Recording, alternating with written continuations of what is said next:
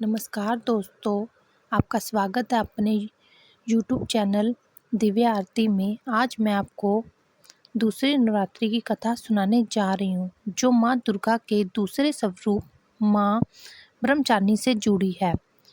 तो कथा इस प्रकार से है। माँ दुर्गा के 9 स्वरूपों में से दूसरा रूप है माँ ब्रह्मचारिणी का। इसका स्वरूप अत्यंत तेजस्वी और शांत है। एक हाथ में जपमाला और दूसरे हाथ में कमंडल धारण किए हुए है। ये देवी तपस्या का प्रतीक मानी जाती है। कथा के अनुसार पर्वतराज हिमालय की पुत्री पार्वती को बचपन से ही भगवान शिव को पाने की इच्छा थी। उन्होंने यह निश्चय किया कि वह केवल शिव को ही अपना पति के रूप में स्वीकार करेंगी। इसी उद्देश्य से माँ पार्वती ने कठोर तपस्या शुरू की। वह जंगल में चली गई। पहले उन्होंने वर्षों तक केवल फल फूल खाकर तपस्या की, फिर कई वर्षों तक केवल पत्तियां खाकर जीवन व्यतीत किया। अंत में उन्होंने पूरी तरह से अन्न जल त्याग दिया और निहार रहकर भी भगवान शिव का ध्यान करती रही। उनकी तपस्या इतनी कठोर थी कि देवता भी आश्चर्यचकित हो उठे। पार्वती जी के इस अद्भुत ब्रह्मचर्य और तप के कारण ही वह ब्रह्मचारिणी नाम से प्रसिद्ध हुई।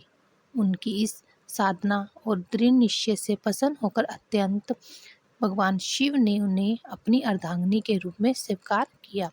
यही कारण है कि दूसरी नवरात्रि को माँ ब्रह्मचारिणी की पूजा का विशेष महत्व है। इसकी आराधना से भक्त को त्याग, तप, सदाचार और आत्म संयम की प्राप्ति होती है। जीवन के कष्ट दूर होते हैं और व्यवहारिक जीवन में सुख शांति बनी रहती है।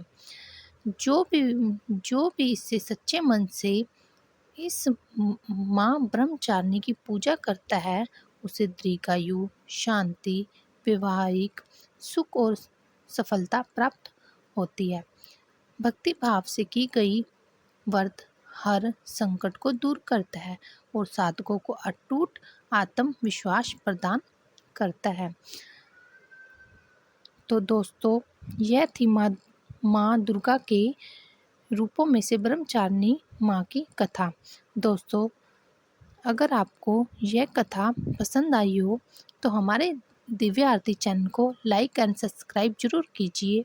आपको इस चैनल पर धार्मिक कथाएं, व्रत, विधि और उपाय सब आपको प्राप्त होंगे। तो आप कमेंट में सब जय माता दी जरूर लिखिएगा। जय